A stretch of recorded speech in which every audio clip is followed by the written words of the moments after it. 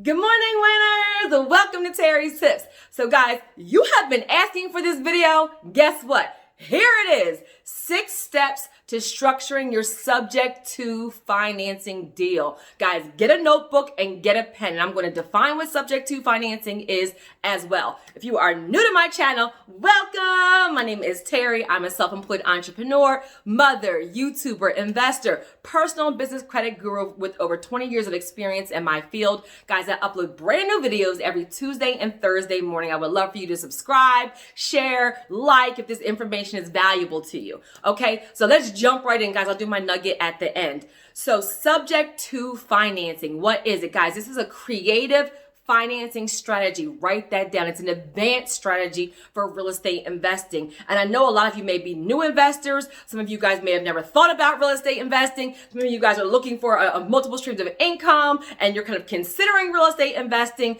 Guys, just make sure with anything that you're educated and that you know the numbers on the property. That is always going to be whether you kind of be the determining factor in you having success or not making good decisions with real estate investing. And I know, especially for my Make Real Estate Real people, a lot of you guys are doing joint ventures where you may be a new investor, but you're partnering with a more seasoned investor. So you may be able to use something like subject to financing right away. So let's talk about it. So first, guys, with the traditional conventional kind of real estate deal, real estate transaction, somebody will go ahead and get a loan from a lender. They will get a mortgage on the property, and the actual lender, the bank, puts like a mortgage lien on the actual property. So this is done for a couple of reasons. One is so that when you sell the property, you must pay them back first, right? They're the first lien holder. And number two, if you default on the property, if you don't pay, they can then foreclose, okay? So that's in a traditional deal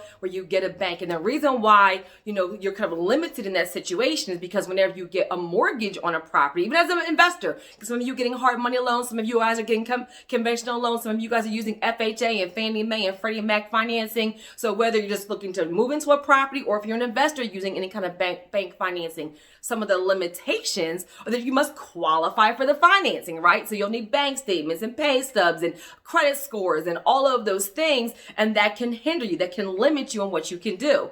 But with creative financing, especially with subject to financing, listen, no down payment requirements, no credit requirements. Literally, the terms are up to you, period. And previously I did a video on seller financing. Guys, I'll link that. With seller financing, which is also a creative investing strategy, the person owns the property outright. With subject to, write this down, so I'm going to define it for you. With subject to, you're looking to purchase a property as an investor from someone who still has a mortgage on the property. Got it? So subject to actually means subject to the existing financing, meaning that you're going to purchase a property from a seller, as an investor, but they have a mortgage. Okay. Now, this is where it gets a little bit tricky, right? And so because they have a mortgage on the property, what did I just say? There's a bank in place and they currently have a lien on the property. So how does the investor get ownership? I'm going to tell you. So with the subject to, the investor is going to put together a contract that transfers the ownership, transfers the deed, but not the liability, not the mortgage. So it's subject to financing. What it really means is that you're basically assuming the mortgage payments, okay? So you as the investor, you're doing a contract to actually transfer ownership, not liability, and you are going to assume the payments. Got it, good job, but you're assuming it and the actual mortgage still stays in the owner's name. Yes, y'all, I'm going to break down the 6 steps, but you guys need to understand this before I break down the 6 steps. So this is where it can be a little bit of a risk to the seller, right? Because if you default, you don't pay, it's going to impact their credit. The mortgage stays in their name.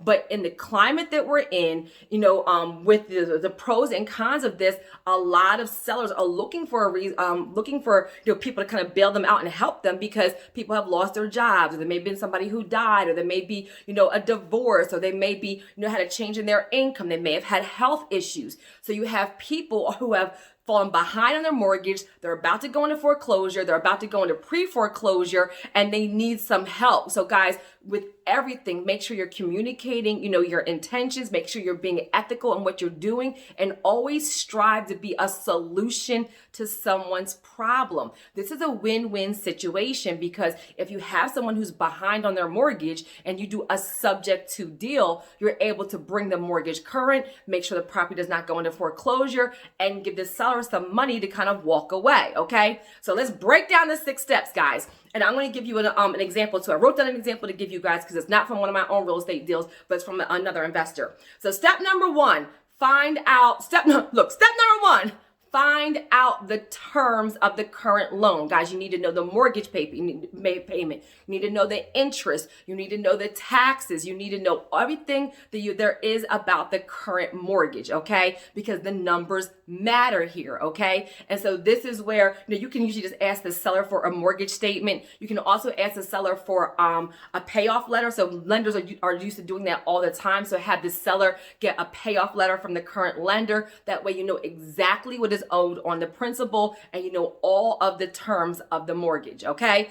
That's step number 1, critical. Step number 2, find out how much equity is in the property. So what that really means is, if the property, there's the property is $70,000 left on the principal, but let's say the property is worth $100,000, then that means there's 30% or 30,000 equity in the property. You need to know that because you need to know if this is a good deal. So find out how much equity is in the property right now when you actually purchase a property. Now, tip, guys, right? So I'm a buy and hold. So this is where, let's say, the person owes $100,000 on the mortgage and the property is only worth $100,000, right? So there's no equity.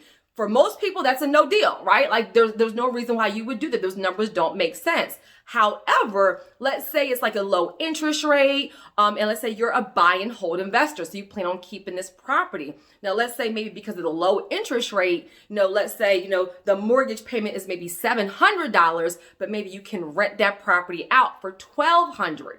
So for a buy and hold investor, they may still do a deal where there's no equity, because that means that the property is still going to cash flow $500 a month for them. And, the theory is that the property will appreciate over time. Also, you can do forced appreciation. Again, for my Make Real Estate Real people as well, we're very much into creating value and vision and adding to the property. So you may be able to do some upgrades to the property that will force appreciation. So just know that, depending on your goals, your needs, your strategies, the part whether there's equity in the property may or may not be a deal breaker. Know the numbers.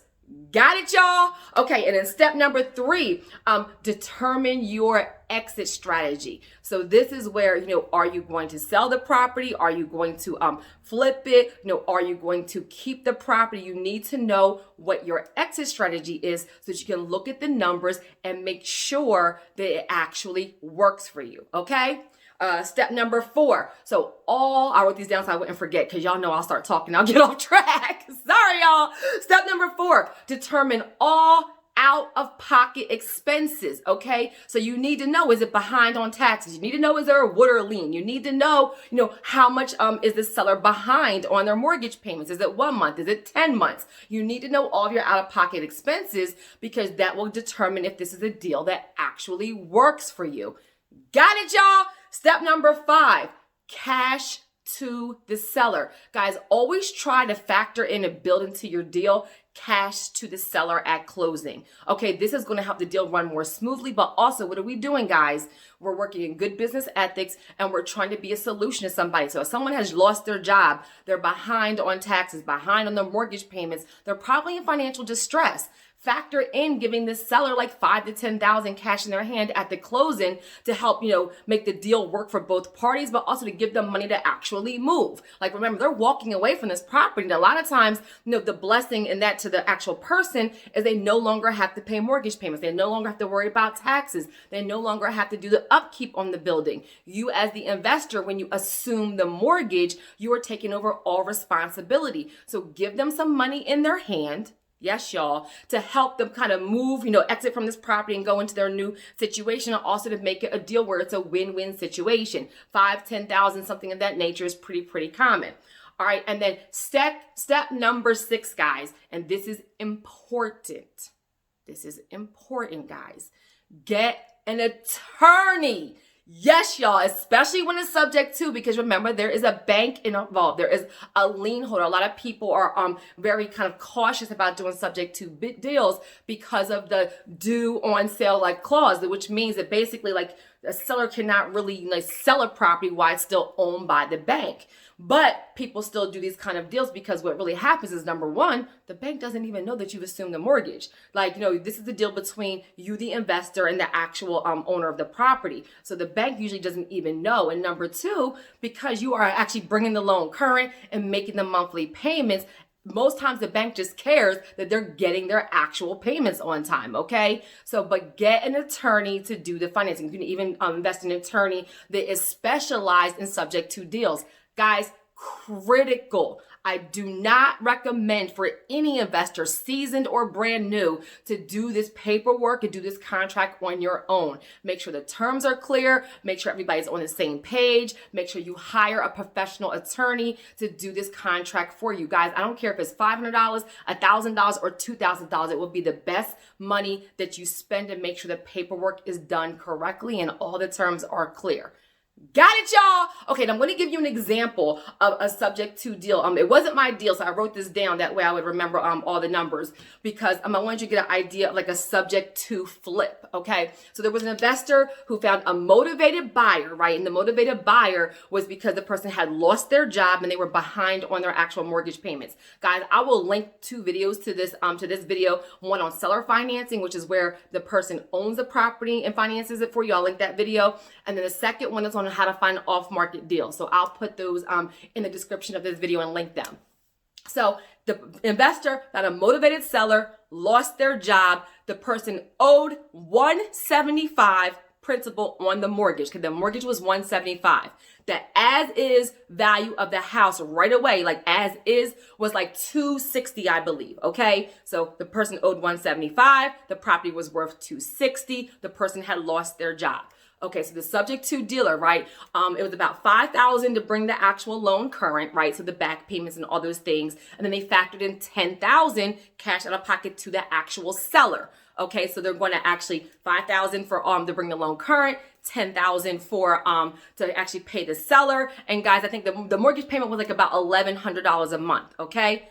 Got it, y'all? So right now the investor's only at like about $15,000 out of pocket. So they went ahead and did the deal. They did subject to financing. And then this super savvy investor literally like right away just put a for sale by owner sale sign in the yard. They just wanted to see, what would happen, if anybody was interested. Literally like almost immediately they found a buyer who offered $258.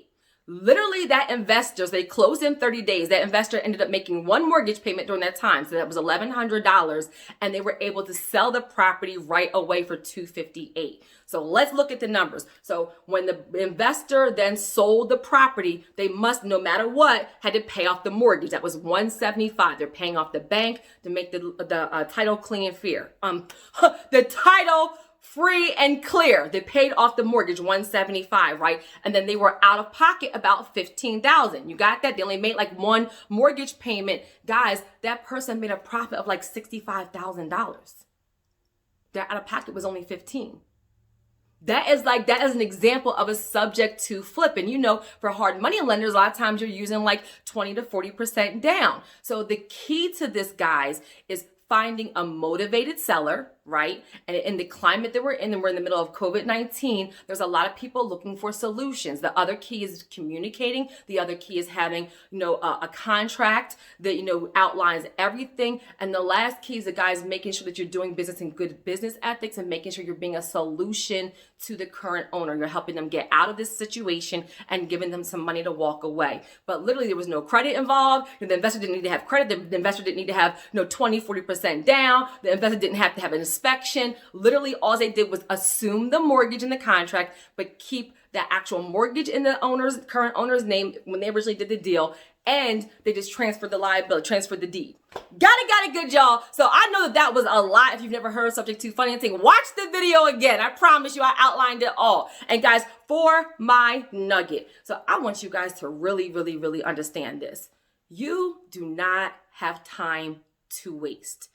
I mean it. Guys, I was just on IG Live with 9 to 5 millionaire Jamal King yesterday, okay? And so, and we were talking about, we were kind of reminiscing about the very first Make Real Estate Real event that was kind of like on the road, right? And that was DC. So awesome, awesome, awesome. And this is where, Make Real Estate Real was already in place, but literally for all 2020, guys, and you guys out there don't know that we had literally dates for the entire 2020 already planned. We're going to be in DC, Chicago, Atlanta, Houston. The entire 2020 was planned for Make Real Estate Real live online, live events, right? In person with you guys. And we did the DC event, and then COVID-19 hit and we got shut down because there was like 600, it was like huge events, right? For health reasons. But at that DC event, guys, and those that were there remember this, you can look at the time frame. That's when Kobe Bryant had actually passed away. And so we, 9 to 5 millionaire and myself, we were talking about this the other day on the IG Live, because you know how sobering that was? So Jamal was just talking about, doing legacy and living life to your fullest and making a plan and executing right now, how you don't have time to waste. And then literally like hours later, we got the word that Kobe Bryant and his daughter had passed away. And it was undescribable moment, and to be able to have to like gather ourselves and then go back and still do the event and deal with this the heaviness in the room and on everybody there who was everybody there, period. And guys, if you don't know, like I'm from the Philadelphia area, and so this is where Kobe is from, Lower Merion School District. So I'm actually part of the Central League. Guys, shout out to my Pencrest people, shout out to Delaware County people. So a lot of people in my specific area are super diehard Kobe fans, because a lot of us actually remember him playing in high school, because all of our schools, Strathaven and Lower Merion and Pencrest and Springfield, we were all in the Central League. So before he was a superstar, he was playing, all of our schools would go back and play with each other for basketball in the Central League for Delaware County. So shout out to all my Delaware County folks. But even besides that, even if you weren't a Kobe fan, even if you don't even know who Kobe is, literally, it was a wake-up call. And then COVID-19 hit, and that was another wake-up call. Guys, you don't have time to waste. Stop planning. Stop thinking. Stop pushing it off. Whatever it is. Maybe you want to retire yourself. Maybe you want to retire your parents. Maybe you're trying to get money to send your kids to school so they don't have student loans. Maybe you want to build your business. Whatever it is, whatever the dream is, whatever the vision is, whatever the goal is. It may not be real estate. Whatever it is that you have that burning desire to do, stop waiting. There is no perfect time. You're never going to be 100% prepared. Just get it done, because you don't have time to waste. And one thing that everything has happened over 2020 and 2021, one thing that we all learned is that you're not promised tomorrow. So guys, stop making excuses. You don't have time to waste. You have the knowledge, you have the tools, you have the resource. The very first step is just getting started and execute. Don't go to 20 conferences. Don't do 20 online courses and you still don't have any tangible results. You have the information. You will make mistakes. It'll be fine. You will overcome, but you don't have time to waste. Now, right now is the time to execute. Amen. All right, so I hope that was helpful for you guys. Like, share, comment, and have a super amazing day on purpose. Don't wait.